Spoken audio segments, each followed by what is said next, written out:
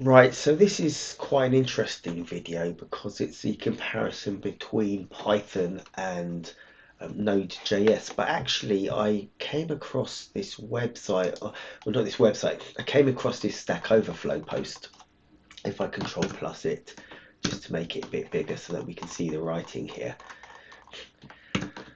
And the post reads like this: how can Node.js be faster than C and Java? Benchmarking compares Node.js, C, Java, and Python. And what the person has done here is I've made a very simple benchmarking program that calculates all the prime numbers up to 10 million in 4 different languages. The first language is used here is JavaScript, so Node.js basically. And this was done, by the way, it was done 6 or 7 years ago. So it's taken about 3 seconds, and then he's done the same thing in C, Java, and Python. And I just happen to have Node and Python available and open on my desktop. In fact, I do have C as well. I might do a comparison with that too.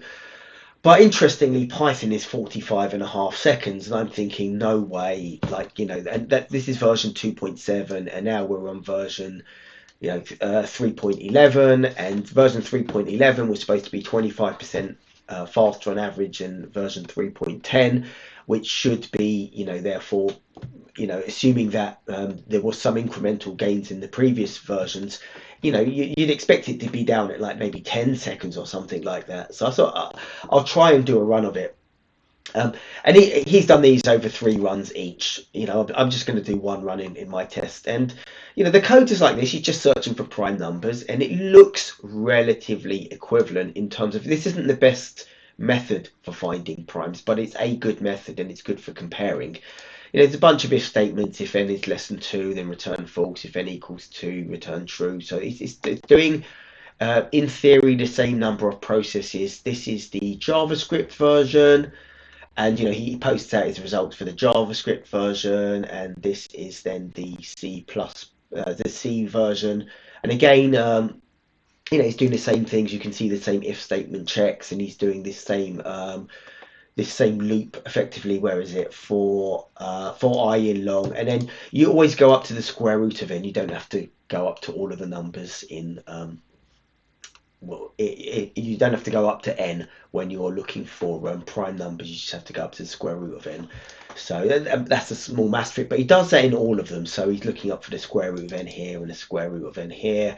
So he's done a math dot square root in this one, and in C he's done a math dot square root as well over here, or a square root. And then we go down. He's done the same thing in Java, similar thing.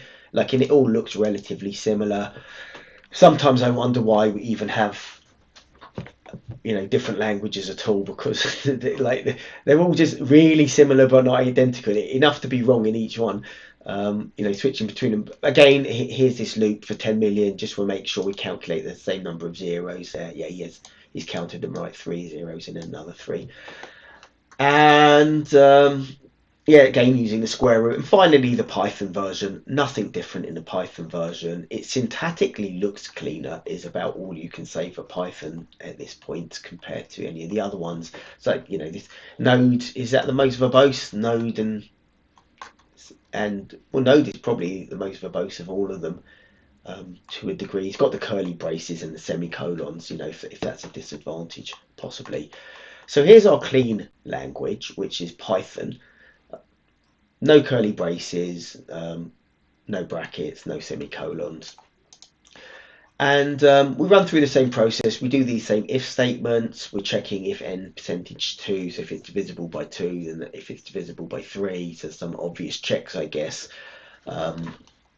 And some other stuff, I guess, n percentage I equals 0. So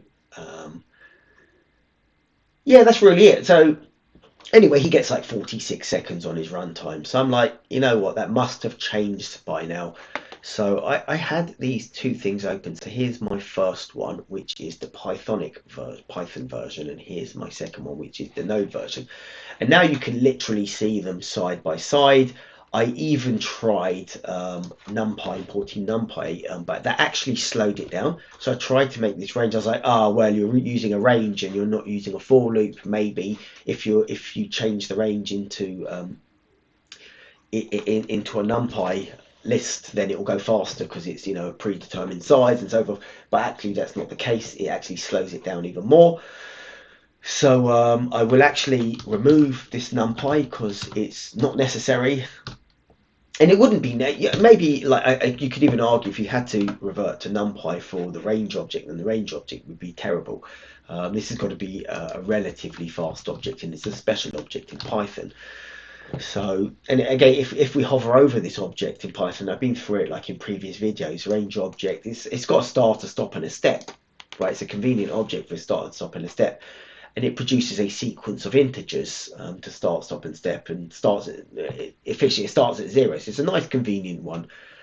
But anyway, outside of that, you know, in the other languages, you have to do these ranges. So you have to do the for loop, and you have to say where you start the for loop from and where you end the for loop. Okay, it's a bit more cumbersome, but let's just look at the timing of it. And one thing I did do in the testing, you can see here, I've done it before already, test 131 seconds.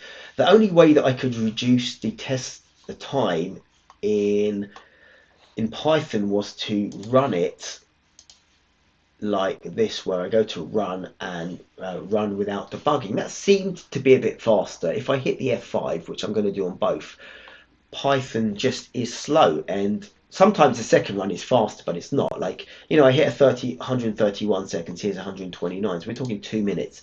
So I'll hit F5 on this one, and you can see now it's just started down at the bottom. If I do double control, you can see here the Python launchers, like it's launching itself. And I'm taking my time, I'm dawdling along. You know, I can talk about the node.js version to JavaScript here, and you know, I didn't use a semicolon here. It's quite nice. You don't have to use semicolons, by the way. You can remove most of these semicolons. They're not necessarily applicable.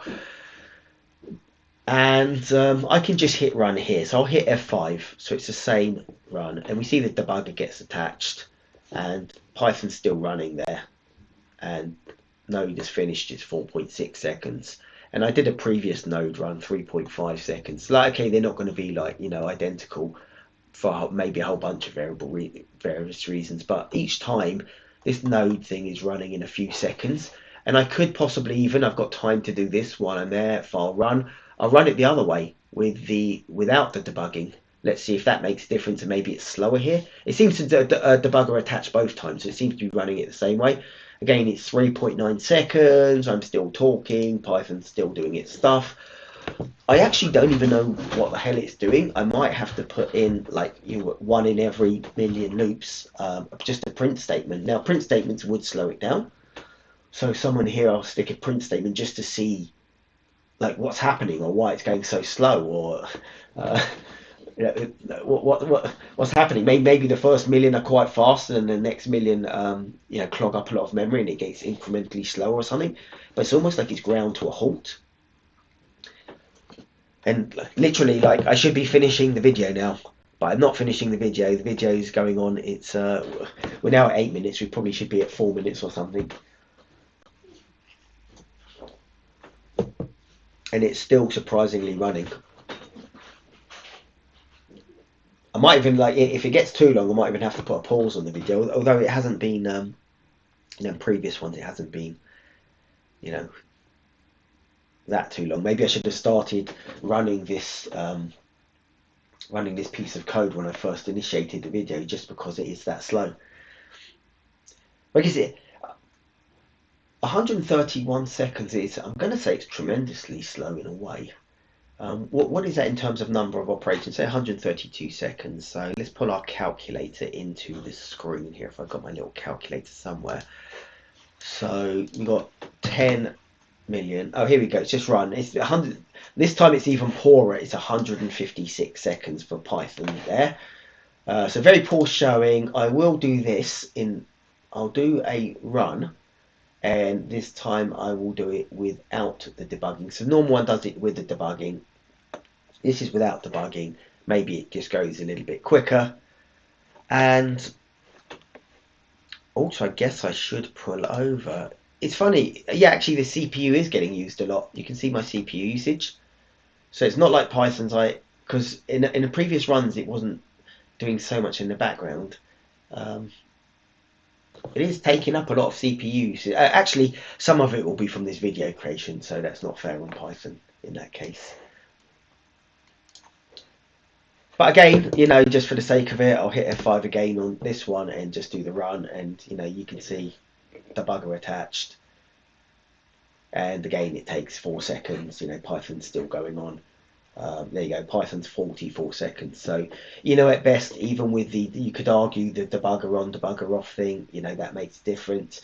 It's still a good 44 seconds. That's a huge 10x differential between Python and, I haven't tested all the other languages, so I'm taking it on faith that the other languages are the same, but it's literally 10x slower, and Node is that much faster, and it's something that I've observed in other things. So it's not like, oh, this is bespoke to prime number calculations. Python is slow, and I thought it got faster, but it actually hasn't. So yeah, Node.js wins by a factor of 10 in terms of speed over Python for prime number calculations up to finding prime numbers up to 10 million.